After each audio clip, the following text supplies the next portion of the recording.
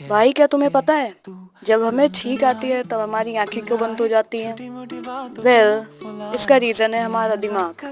सबसे पहले तो ये जानो छींक आती क्यों है? जब हमें जुकाम होता है? नहीं, जब हमारे नाक में कोई डस्ट पार्टिकल्स चले जाते हैं तो हमारे दिमाग को लगता है ये हमारे शरीर के लिए हार्मफुल है, और जो कि है भी।